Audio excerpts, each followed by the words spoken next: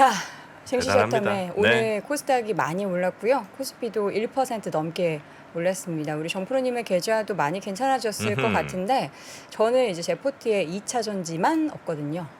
아, 오늘 2차 전지가 많이 갔군요. 난리 났습니다. 아, 그래서 항상 저처럼 올 섹터로 가면 오늘 같은 날 막 6, 7%씩 막 나옵니다. 좋으셔요.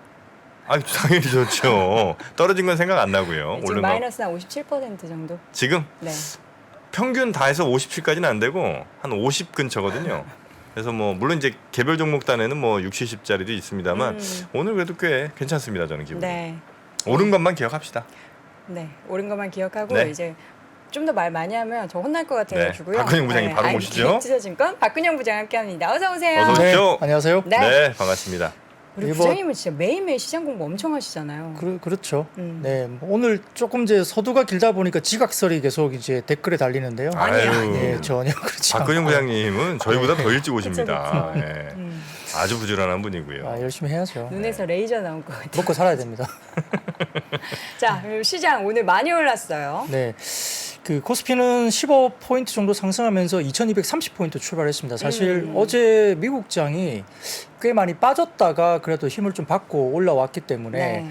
뭐 아주 이제 비관적으로 보지는 않았지만 그렇다고 해서 오늘 같이 이렇게 이제 많이 오를 거라고 아침에 시작을 저희가 보기에는 조금 그쵸. 어려웠었어요. 근데 이제 어제 장이 약간 얄밉게도 이제 조금 안 좋았잖아요. 네. 그러다 보니까 사실 그 부분이 좀 반대로 이제 올라온 것 같습니다.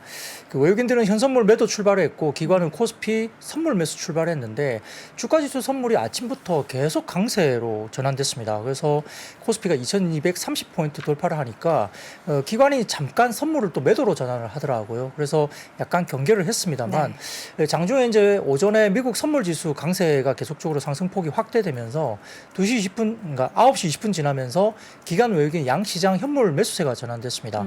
외국인은 선물까지 매수 전환하면서 아침에 이제 분위기를 상방 쪽으로 좀 이어가는 모습을 보였고요. 원달러 환율이 아침에 1,410원대까지 빠르게 하락하면서 시장 상승폭도 확대됐고 특히 이제 기관 외국인 매수 규모는 오전까지는 상당히 좀 제한적인 분위기였습니다.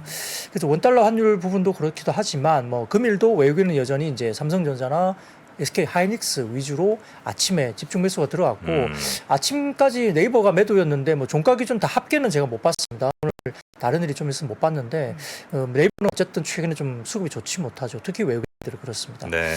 모건 스탠리의 반도체 수요가 내년 정도 증가가 전망된다는 영향을 이제 리포트를 냈는데 여기에 따라서 역시 이제 전기전자 업종을 중심으로 오늘 분위기가 좋았고요. 업종별로는 전 업종이 분위기를 상당히 타면서 상승을 했는데 특히 이제 종이 목재나 비금속 광물, 전기전자, 기계업종 등이 이제 증시 상승을 견인했습니다. 외국인들이 5일 연속 현물 매수한 거는 최근에 좀 이례적이죠. 그리고 기관 코스닥 13일 중에 11일 정도를 기관이 샀다는 점. 그리고 코스닥 신용이 8월 피크 대비 약 한 18% 정도 최근에 급감했는데 표를 보여주시면 아주 그냥 쉽게 나옵니다. 올해 신용거래 융자 잔고 추인데요. 이걸 보시면은 금융투자협회 자료인데 지난 9월 19일 정도 보면은 뭐 19조 2,950억 그러니까 거의 20조 가까이 됐었죠. 최근에 10월 4일 기준으로 16조 8,400억이니까 꽤 많이 빠졌습니다. 그래서 신용 잔고가 8월 피크 대비 18% 정도 빠졌는데 최근에 이제 경험적으로 보면 피크 대비 20% 이상 신용 잔고가 빠지면은 단기적으로 반등이 강하게 나왔다. 그래서 그 정도 언저리까지 빠진 이후에 조금 반등세가 좀 나온 것이 아니냐 이렇게도 보입니다. 그 외에도 이제 환율이 5일 연속 하락했습니다. 5일 연속 하락은 2020년 2월 이후에 처음으로 환율이 5일 연속 하락세를 보였다는 게 좀 특이했던 분이고요. 오늘 장중에 원달러 환율이 1,400원도 깨고 내려갔었습니다. 1,397.51원 정도가 이제 제가 저점으로 아까 기억을 했는데 그 정도까지 하락했고 장중 원달러 환율 1,400원 정도 하향 이탈을 하다 보니까 외국인 수급도 그래도 상대적으로 좀 우호적인 여건이 환경됐습니다. 전일과 상반된 모습으로 외국인 투자자들이 선물 순매수 전환을 장중에 보였는데 장 끝나고 나니까 또 약간 소폭 선물 순매도로 또 변했더라고요. 그래서 계속적으로 이제 단기적으로 왔다 갔다 이렇게 하는 모습이 보이고 있고요. 특히 이제 외국인은 시총 상위단에서 반도체 그리고 기관은 2차 전지 중심으로 순매수가 집중되면서 증시 상승을 지지했던 하루였습니다. 외국인이 코스피에서 현물은 사는데 선물 매도가 보니까 진짜 딱 단타더라고요. 아, 며칠 그래요? 동안 샀으면 그거를 바로 그대로 다 돌리고? 뱉어버리고 음. 선물에서 밀당을 엄청 해서 여기에 대해서 어떻게 보십니까, 부장님? 뭐 사실 그렇죠. 그러니까 외국인들은 최근에 이제 어제 같은 경우인가요? 최근에 1조 3천억 정도 선물 대규모 매도를 하면서 또 이제 기관들의 매도를 이끌어냈고 금융 투자도 사실은 단기적으로 자꾸 이제 매도를 뭐 많이 하는 분위기도 그렇죠. 있잖아요. 그러다 보니까 이 프로그램을 계속적으로 유발시키면서 이제 매도로세를 유발시키는 것도 있고 그래서 공매도 분위기도 그렇게 줄지 않는 분위기가 있는 것 같고요. 이런 부분들이 수급적으로 메인 주체가 없는 상태에서 상당히 좀 시장이 굉장히 어려웠고 개인 투자들의 신용 잔고나 이런 부분들도 결국은 이제 굉장히 많이 줄게 되는 반대 매매나 이런 것들이 나오게 됐는데 아무튼 뭐 기관과 외국인들이 뭐 선물 매매를 통해서 이제 프로그램이나 이런 것들을 연동을 하면서 상당히 좀 하방 압력을 상당히 많이 높였던 뭐 최근의 흐름을 봤을 때 그나마 이제 삼성전자나 하이닉스로 외국인들이 좀 집중적으로 매수가 들어오면서 조금 이제 시장을 어느 정도 최근에 약간 방향을 좀 바꾸고 있다는 점이 좀 반대로 좀 특징적으로 볼 수 있겠습니다. 첫 번째로 이제 유가 관련된 이야기를 해볼 텐데 사실 이제 감산 규모가 우리가 생각했던 100만 배럴보다 좀 많은 200만 배럴로 이야기를 했어요. 그래서 유가가 그러면 이 정도면 충격을 받지 않을까 싶은데 좀 선방 정도로 봐야 되나요? 네, 사실 이제 그냥 표면적으로 보면은 뭐 원유 생산을 대폭 줄여서 200만 배럴 줄어든다. 네. 이야기가 나왔잖아요. 그래서 시장에서는 약간 좀 충격적으로 쇼크가 나올 것 같다 이야기를 했습니다만 실제 저희가 보는 관점은 좀 다릅니다. 왜냐하면 그 오펙 플러스 이번 결정은 이제 유가 상승 요소로 분명히 작용했지만 어제 WTI 상승분이 1.43%밖까지는 안 올랐습니다. 그리고 오늘 장중에 S-오일이라든지 SK 이노베이션 같은 경우는 오히려 주가가 마이너스로 떨어졌거든요. 그러니까 이게 유가 상승에 대한 배팅을 한 건 아닌 것 같아요. 이걸 보면은 표를 하나 가져왔는데요. 그 지금 이제 각 그 오펙 플러스 관련된 그 국가들마다 이렇게 관련된 그 요구되고 있는 증산 기조 관련된 부분이고요. 그다음에 이제 어느 정도 국가마다 이렇게 빠지면서 전체적으로 오펙 플러스가 제일 밑에 보시면은 가운데 밑에 보시면 200만 배럴 정도를 줄이는 걸로 돼 있습니다. 근데 실질적으로 지금 다음 표를 보시면은 오펙 플러스가 그 11월과 12월 사이에 생산 한도가 기존 대비 200만 배럴 감산 정도로 보이는데 이게 무슨 말이냐면 오펙 플러스의 감산량이 200만 배럴이다 하면은 그 정도만 놓고 보면 되게 큰 수치라고 생각할 수 있잖아요. 되게 크다고 생각할 수 있습니다. 네.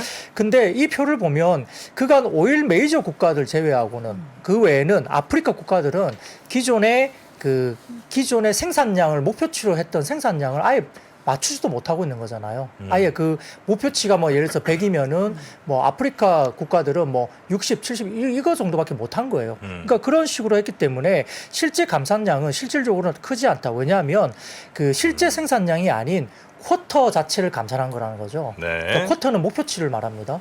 그러니까 목표치가 100에서 뭐 80으로 떨어지는데 실제 이 나라들이 뭐 60 정도밖에 못했다 그러면은 실제 우리가 시장에 이야기되는 그러니까 원유량이라든지 이런 것들이 실제 그렇게 많이 안 빠진다는 거죠. 그래서 체감상 느껴지는 감산량이 대략 100만 배럴 미만으로 이야기가 되고 있습니다. 뭐 오늘 리서치 자료를 좀 보니까 한쪽은 한 100만 배럴 정도 이야기한 쪽도 있고요. 어떤 리서치는 실제로 빠지는 체감 감산량이 한 50만 배럴 정도밖에 안 된다고 이야기한 쪽도 있습니다. 그러니까 실제 지금 200만 배럴 감산 자체가 시장에 그렇게 크게 충격을 주지 않는다고 보고 있는 거죠.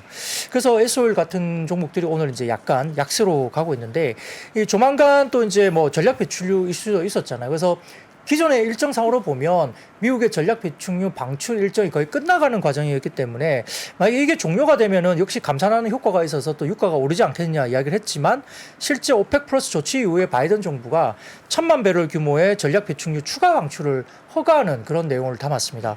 그렇기 때문에 상당히 좀 추가적으로 계속적으로 유가가 오른 것을 막고 있는 상황이고 더군다나 지금 원유 생산량을 늘리기 위해서 뭐 이란 제재도 푼다 말도 많았지만 신속하게 지금 베네수엘라 관련된 제재가 풀린다고 이야기 들리거든요.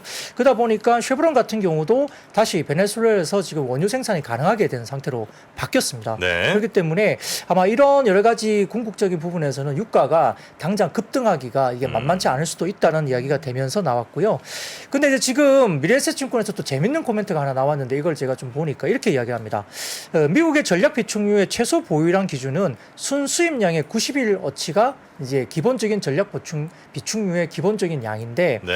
순수출국이 이미 미국 입장에서는 됐다. 그러니까 지금은 수입을 하지 않고 수출하는 입장이기 때문에 사실은 전략 비축유가 얼마나 빠진 것 자체는 의미가 없다. 이런 식의 미래에셋증권에서의 섹터 담당자가 약간 코멘트를 그렇게 또 냈더라고요. 전략 비축률 얼마든지 더 방출할 수 있다는 말씀이죠. 네, 오히려 뭐 더 방출해도 문제 되지 없다? 않느냐. 그래서 뭐 전략 배출률가 너무 낮게 뭐 내려와서 문제가 있다라고 시장에서 말을 할 수도 있지만 그렇지 않을 수도 있다. 이런 뭐 뷰를 잠깐 재밌는 뷰를 내서 제가 한번 갖고 와봤는데 아무튼 뭐 미국의 전략 배출률의 방출량은 뭐 바이든 대통령이 정할 거기 때문에 본인이 알아서 아마 그렇게 계속 방출할 것 같다. 뭐 그런 식이었습니다. 그래서 이렇게 이제 유가가 사실은 200만 배럴 감산에 대해서 사실 그렇게 크게 임팩트 있게 반응을 하지 않았던 점이 그래도 좀 다행이다 생각 들고요. 네.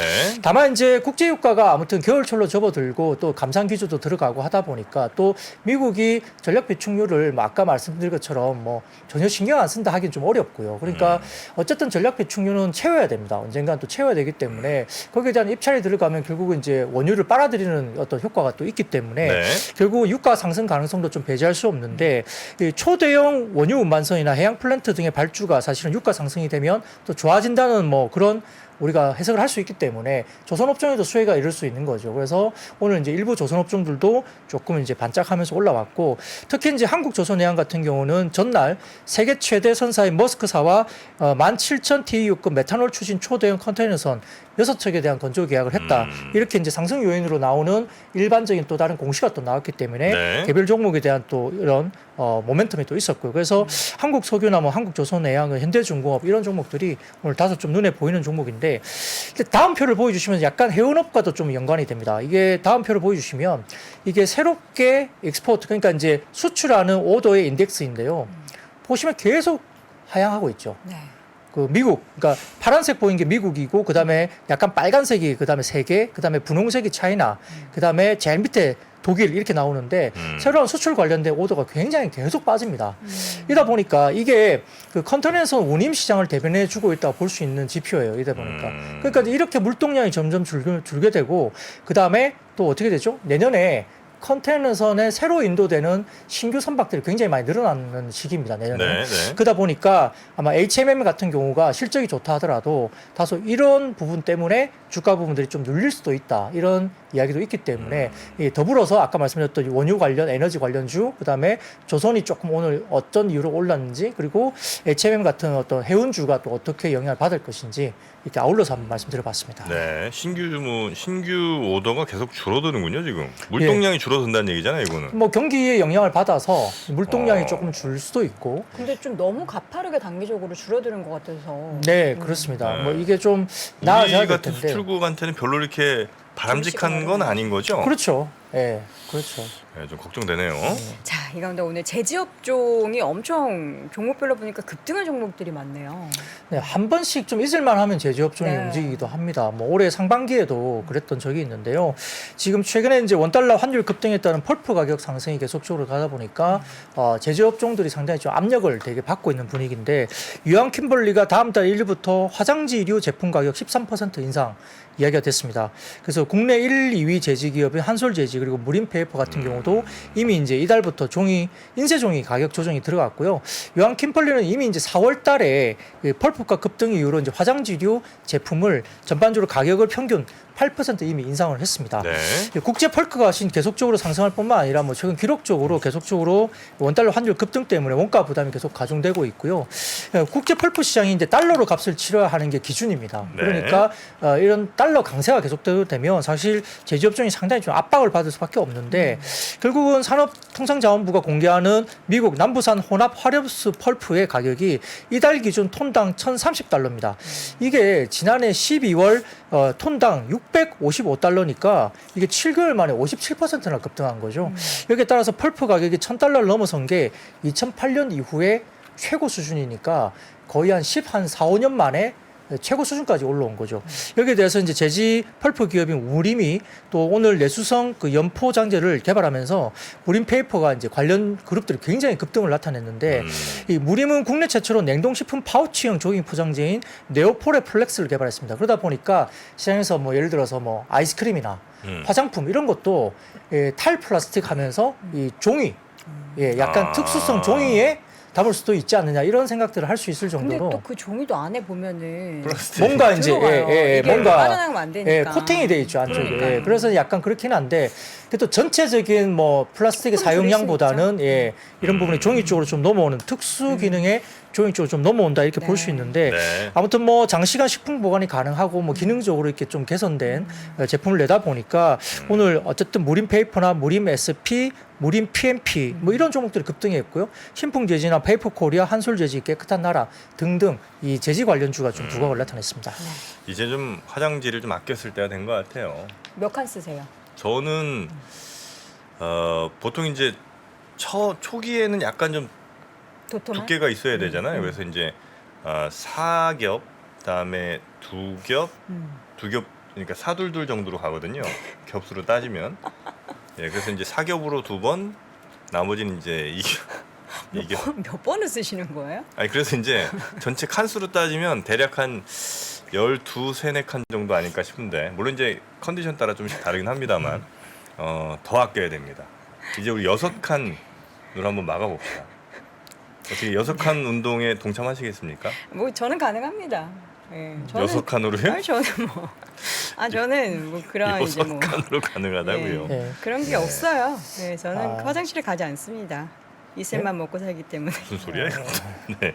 자 그리고 게임 관련주. 네. 예. 약주 많이 드시면 안 됩니다. 예. 자, 게임 네. 관련주인데요. 뭐 W게임즈가 이제 슬롯 게임 7종에 대해서 아이게이밍 그러니까 현금의 배팅과 인출이 가능한 온라인 카지노를 이야기하는 게 아이게이밍입니다. 네. 소프트웨어 인증 추가 취득했다 이야기가 나왔습니다. 그래서 이런 부분들 때문에 좀 인정을 받았고요. 예, 일부 기관에서는 이제 유럽의 게이밍 시장 중에 온라인의 비중이 2020년 14.3%에서 2026년 20.4%로 확대될 것으로 전망을 했습니다. 그 중에서도 영국의 이제 아이게이밍 시장, 아까 말씀드렸던 아이게이밍은 현금의 배팅과 인출이 가능한 온라인 카지노를 말합니다. 이 시장이 2021년 4월에서 올해 3월까지 54.4억 달러 규모로 전년비 26%나 성장을 계속적으로 하고 있다고 기록했습니다. 그래서 영국의 아이게이밍 시장 규모가 2020년 기준 40억 1,500만 파운드로 추정되면서 단일 국가로는 가장 큰 규모죠. 이 영국이 이런 걸 되게 좋아하나 봅니다. 영국이 게임을 좋아해요. 배팅 같은 것도 그렇고요. 네. 그다음에 뭐 EPL 우리 축구 같은 맞아요. 경우도 이렇게 여러 가지 죄다 도박하고. 예, 다 그런 게 있잖아요. 네. 도박의 민족. 네, 그래서 그런데요. 뭐 그런 부분들 때문에 아마 WKMG가 이제 영국의 아이게이밍 시장을 투트랙으로 공략을 하겠다 이렇게 발표를 좀 한 것 같고요. 그래서 뭐 이런 부분들이 조금은 뭐 B2C 시장 진출도 고려한다 이게 좀 부각을 나타냈는데 그런데 뭐 게임주를 대부분 다 좋게 보기가 좀 어렵지 않느냐 제 생각은 그렇습니다. 그래서 지금 표를 하나 가져왔는데 6월 말 이후에 출시된 게임들의 매출 추이입니다.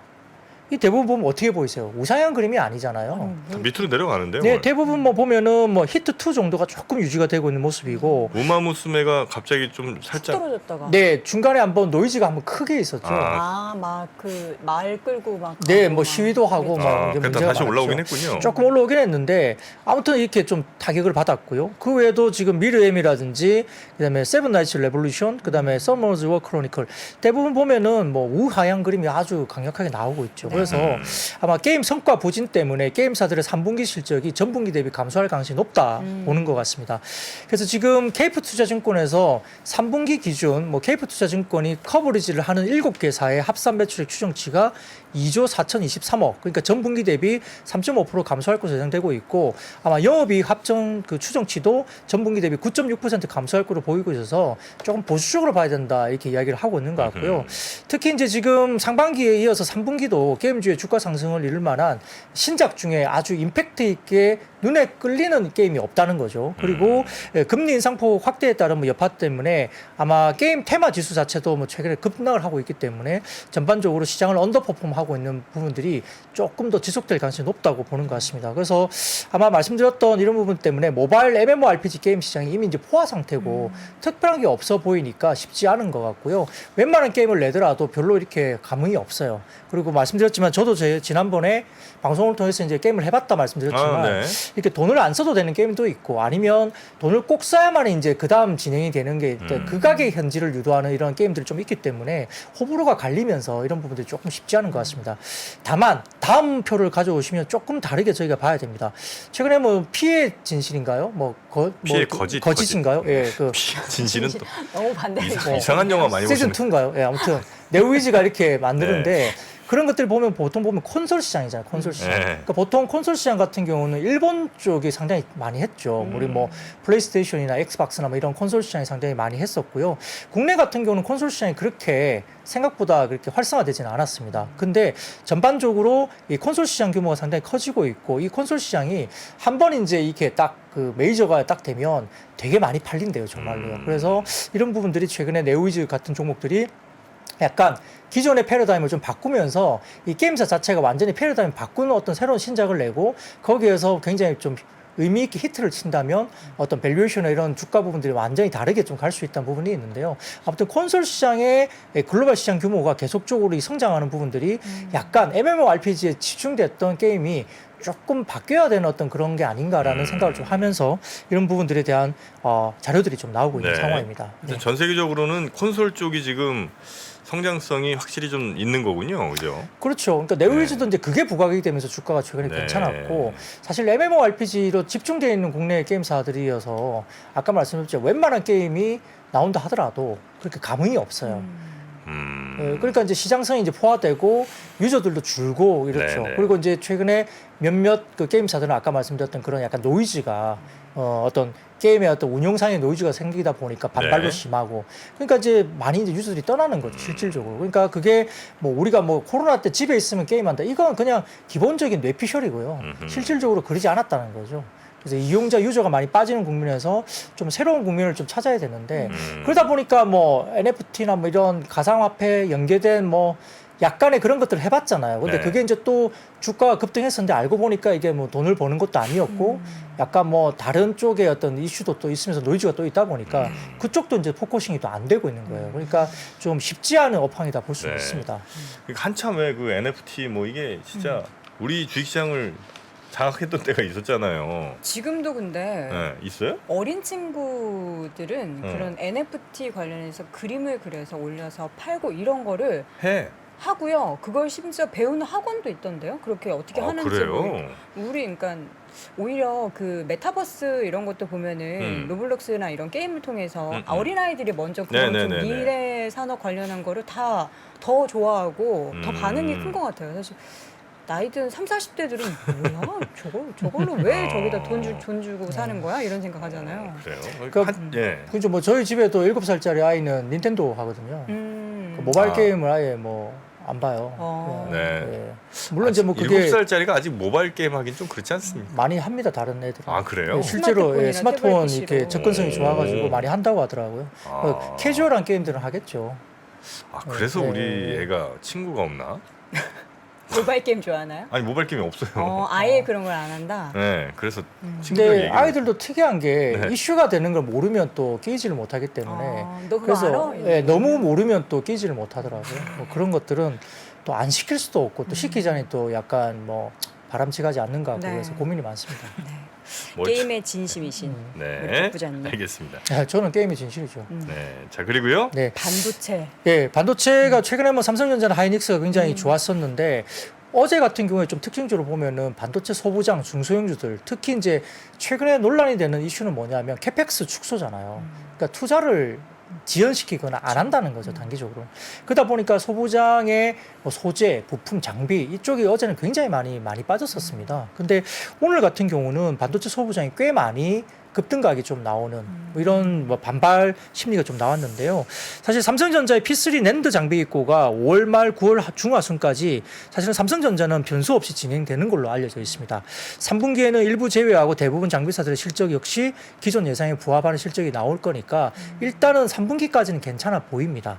근데 이제 당초 계획했던 9월 말 P3 디램 입고가 지연된다는 거죠. 그러니까 인프라는 들어가는데 그 뒤에 이제 디램 입고가 훨씬 더 많이 지연되거나 축소될 가능성이 높다는 거고요.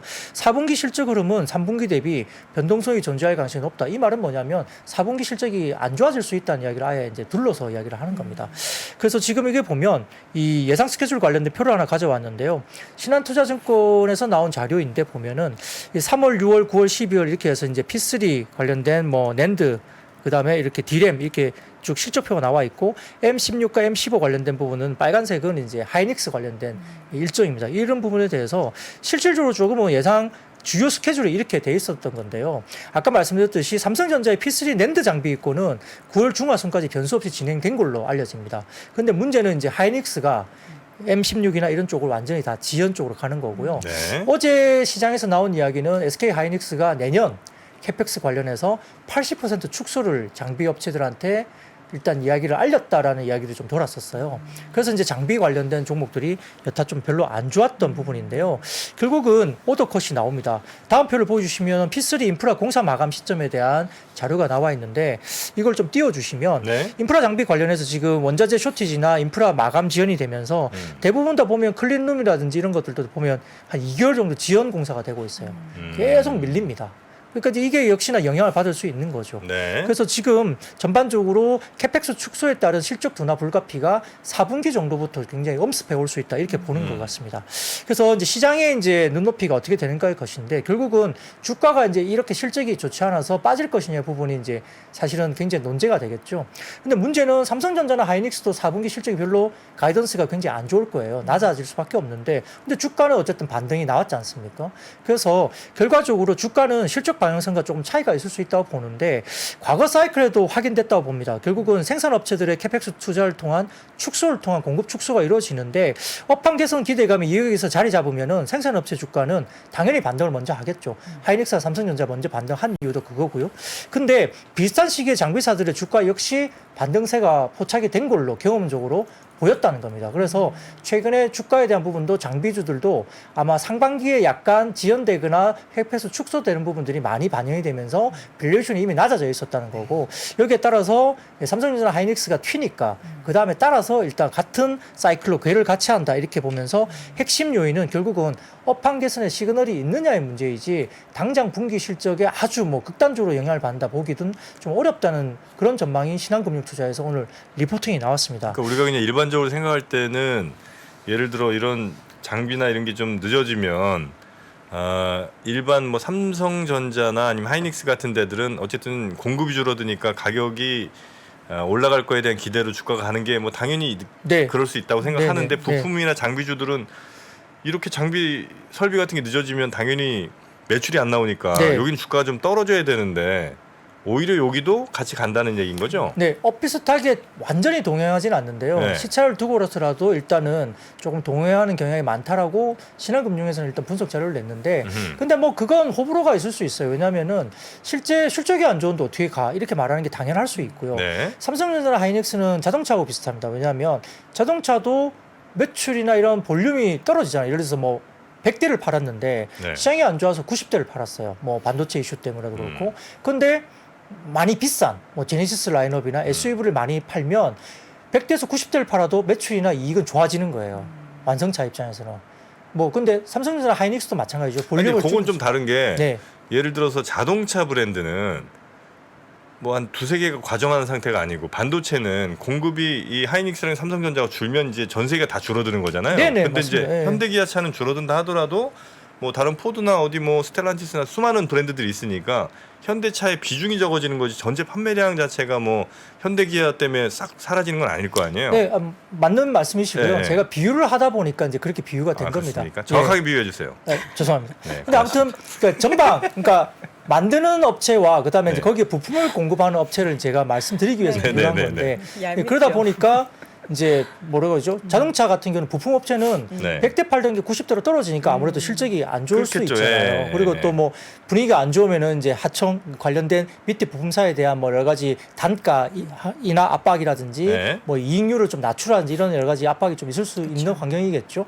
그래서 뭐 뭐 분위기도 비슷할 거예요. 그러니까 예, 물량을 좀 줄이면서 캐펙스 줄이면 일단 기본 수요가 있다는 가정에서는 전체적인 물량이 좀 출하량이 줄다 하더라도 네. 가격이 만약에 받쳐주면은 삼성전자나 하이닉스는 그래도 매출이나 이익단이 어느 정도 이제 유지가 되거나 이제 어느 정도 방어가 될 수 있는 국면은 맞지만 장비가 이렇게 지연되거나 뭐 장비 발주를 아예 안 해버리거나 네. 규모를 줄여버리면 이제 아무래도 이제 밑에 장비주들은 안 좋죠. 소재도 그렇겠죠. 마찬가지로. 그래서 이제 그게 기본적인 개념이긴 한데 네. 아무튼 그 신한금융투자는 그게 이제 그 기간의 갭이 그렇게 크지 않다라고 이제 리포팅을 한 거예요. 오늘 같은 네, 경우는. 네, 그래서 그렇다고 해서 모든 장비주를 소재주를 다 사라. 이건 아니었습니다. 다행히 이제 그 아주 긴 어떤 리포팅을 보면 다른데 다음 표를 보여주시면 이겁니다.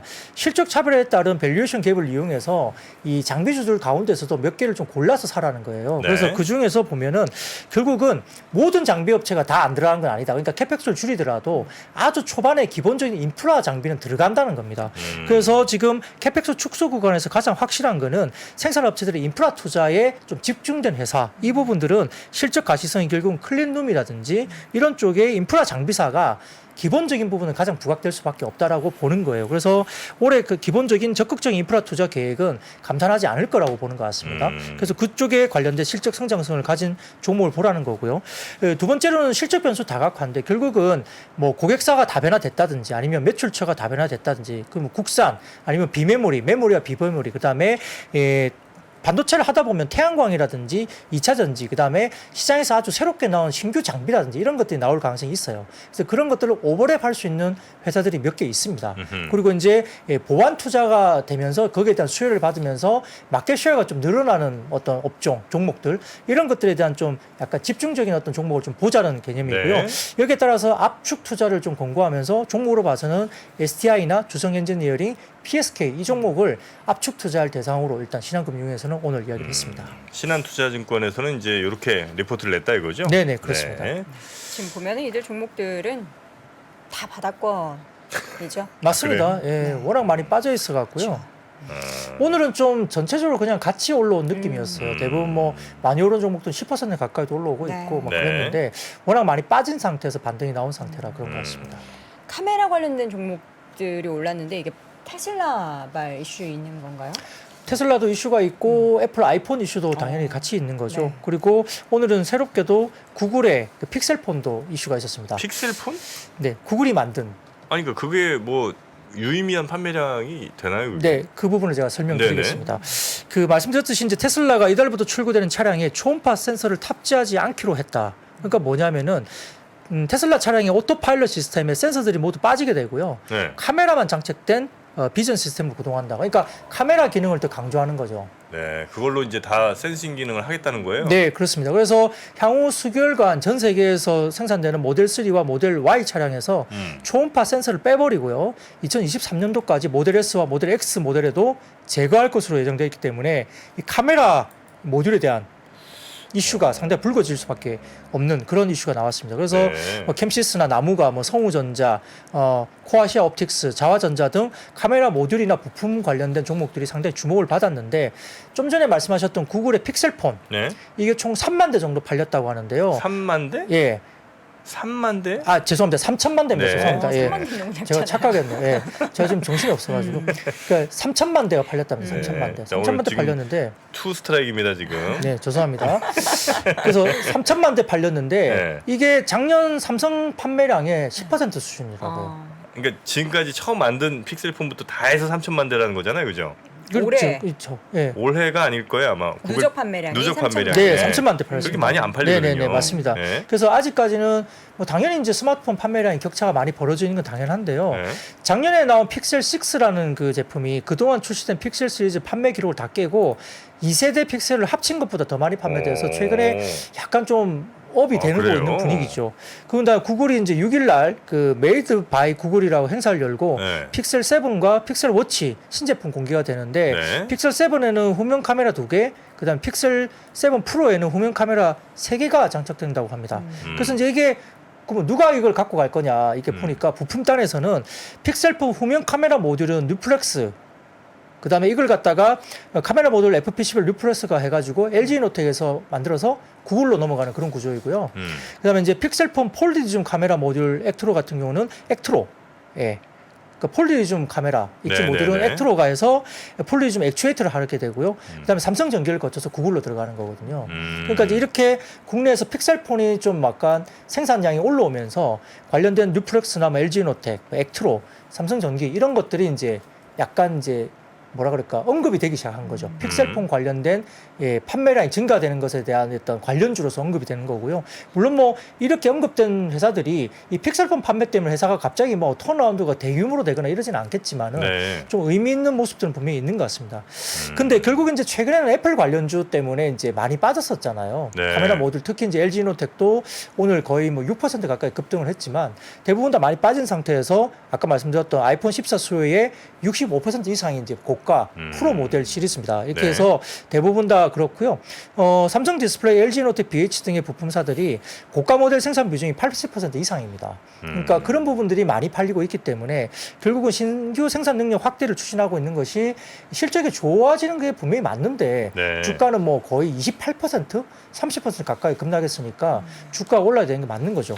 그래서 그 논리에 대해서 맞느냐에 대해서 다시 논리를 가져오니까 다음 표를 보시면 좀 편하게 볼 수 있습니다.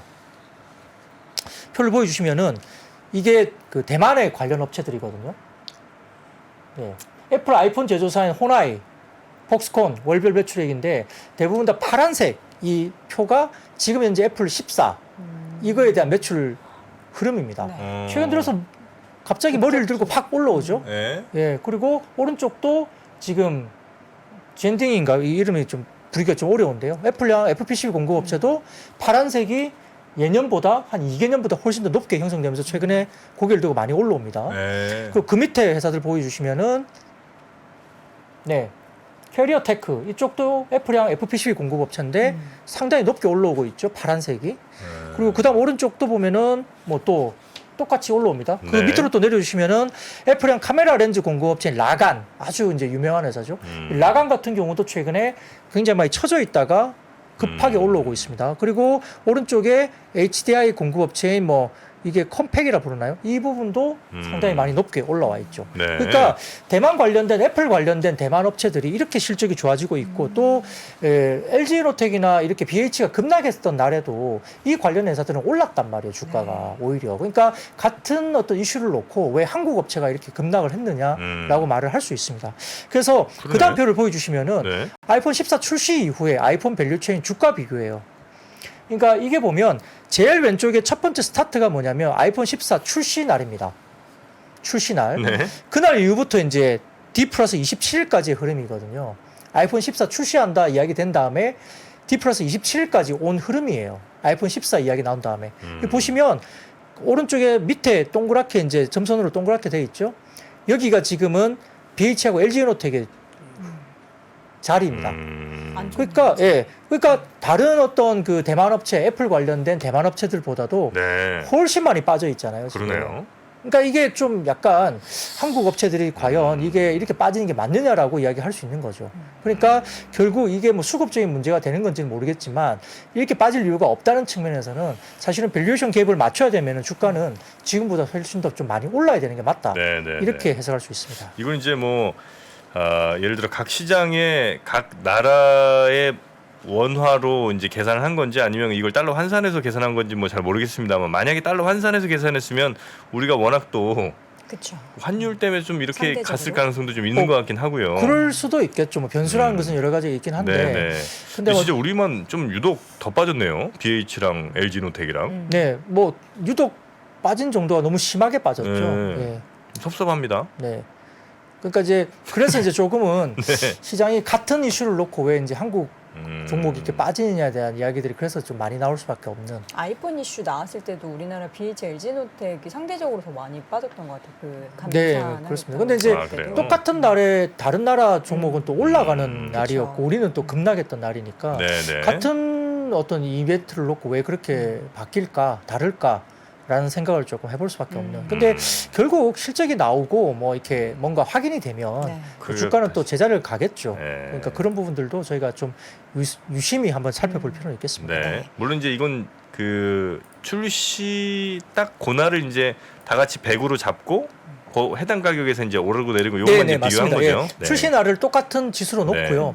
그다음 이후에 27일 동안의 네, 흐름들이 네, 네, 보이는데 역시나 이제 아주 많이 빠진 게 국내 업체만 이렇게. 어쩌면 이제 그랬을 수도 있죠. 우리나라 분들이 워낙 또 빠르시니까 출시 전부터 기대감이 조금 더 올려놔서 이게 기준점이 높아서 이제 그랬을 수도 있긴 하겠습니다만, 네, 여튼 하여튼 좀 섭섭한 그래프입니다. 요거는. 네. 네.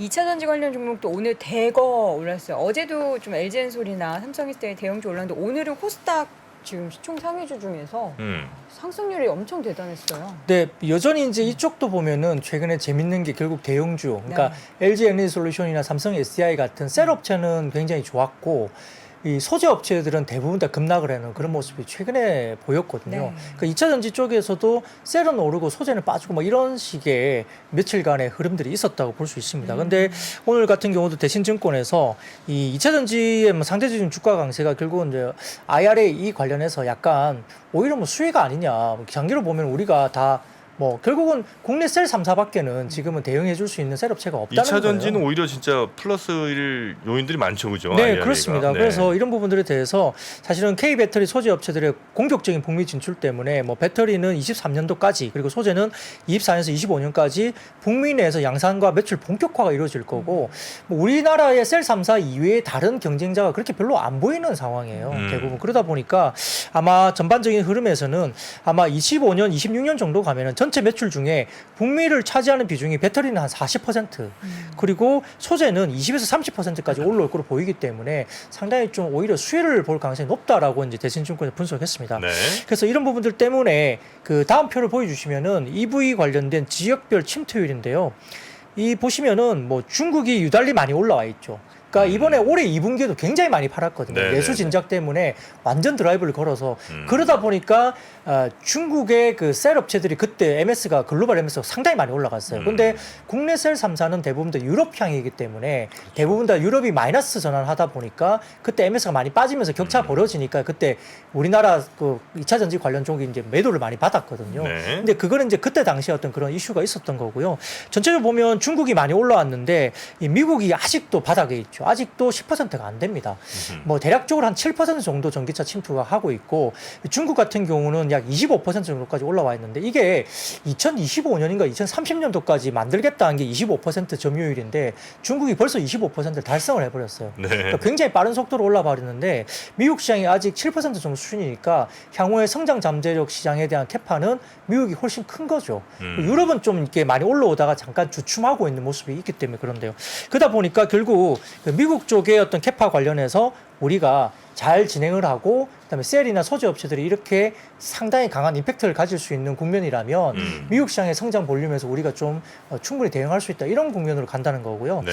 근데 이제 멀티플 관련된 밸류에이션 부담은 있잖아요. 종목이 이제 아무래도 좀 비싸 보이기도 하다. 네, 네. 그래서 이제 손이 잘 안 간다 이래서 제가 대신증권에서 나온 뭐 자료가 하나 있어서 가져왔는데 이게 한눈에 보이더라고요. 성장률, EPS 증가율과 멀티플, PER 밸류에이션을 보여주는 표인데요. 이를 보시면은 그 아래쪽에 오른쪽으로 가로는 PER 배수 밸류에이션이고요. 왼쪽에 이렇게 보이는 쪽은 이제 EPS 증가율이거든요.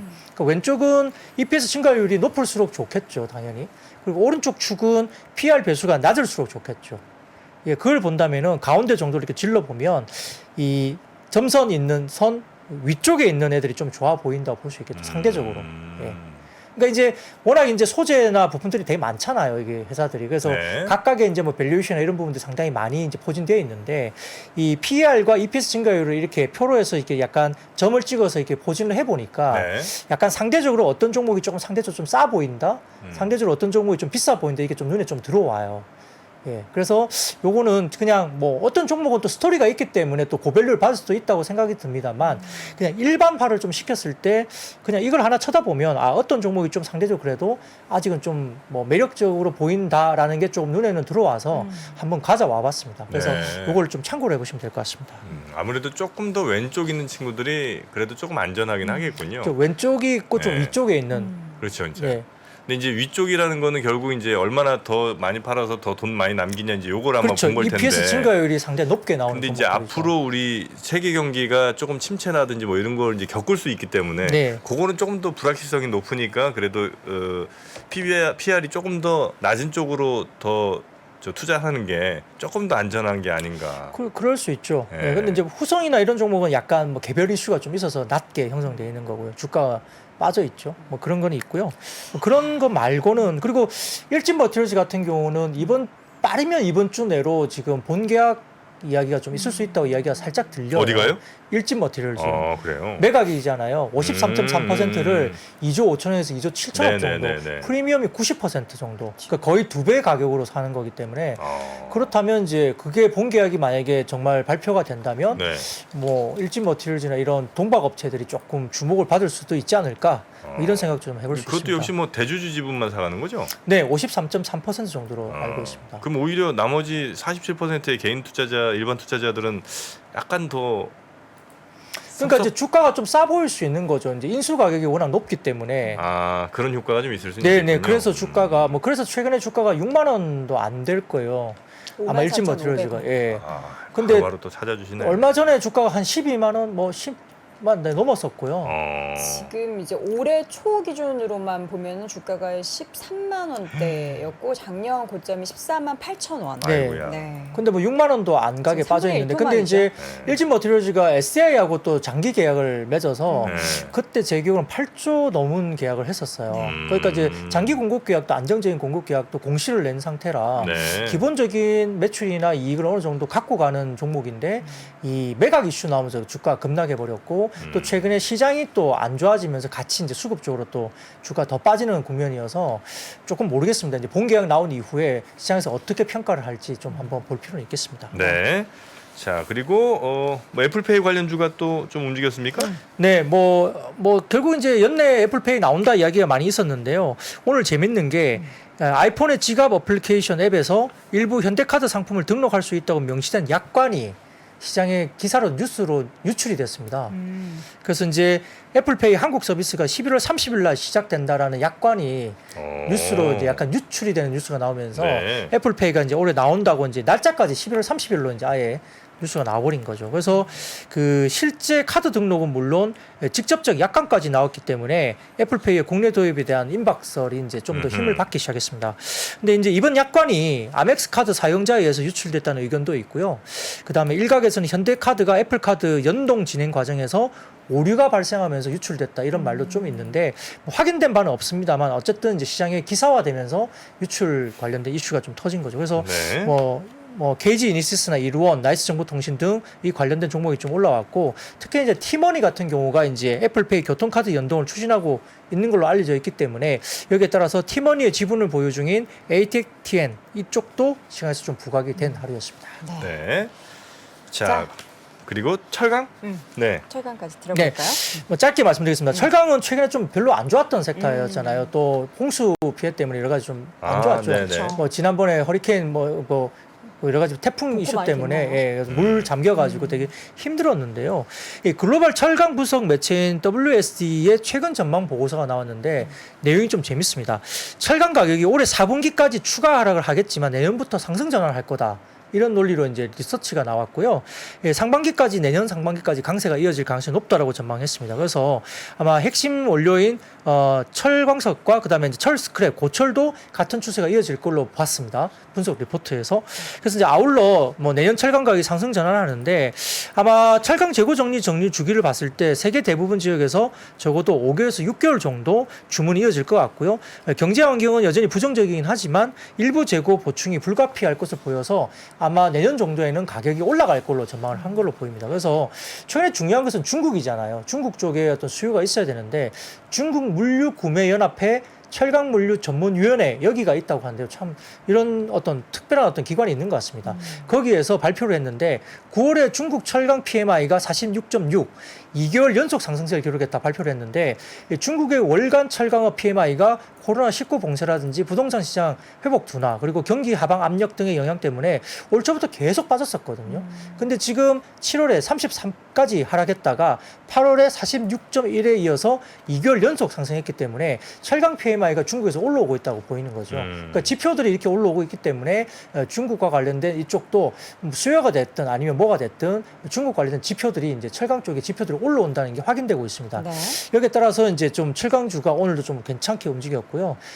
이베스트 투자증권에서도 현대제철에 대해서 이제 4분기 영업이익이 3분기 대비 50% 이상 증가할 것이다, 급증할 것이다 전망자를 또 냈기 때문에 이런 부분도 좀 영향이 미쳐서 일부 철강주라든지 그다음에 중소형 철강주들이 같이 좀 움직였고요. 특히 대형주보다는 좀 중소형주 철강주가 좀 더 반응을 많이 했습니다. 네. 자, 이렇게 해서 오늘 이야기를 나눠보니까 벌써 시간이 이렇게 네, 훌쩍 많이 나갔네요. 좋네요. 네. 자, 오늘 또 증시자타면 함께 해주셨고요. IBK 투자증권 박근영 부장은 보내드리도록 할게요. 고맙습니다. 고맙습니다. 네, 감사합니다. 최근에 이제 매크로 경제 환경에서 가장 많이 나오는 얘기가 이제 인플레이션이죠. 이 매크로 경제라는 게 우리 일상생활에서나 아니면 투자에서나 굉장히 큰 영향을 주는 게 맞는 것 같습니다. 매크로 경제에서 가장 중요한 게 금리, 환율, 물가 이런 거거든요. 금리가 높을 때 유리한 기업이 있고 금리가 낮을 때 유리한 기업이 있을 겁니다. 환율이 높을 때 유리한 기업이 있고 환율이 낮을 때 불리한 기업이 있을 겁니다. 유불리를 논하면서 같이 그 기업에 대한 분석을 하거나 투자를 하는 게 조금 더 도움이 되지 않을까요? 상반기 최고의 베스트셀러 인플레이션에서 살아남기. 지금 서점에서 확인하세요.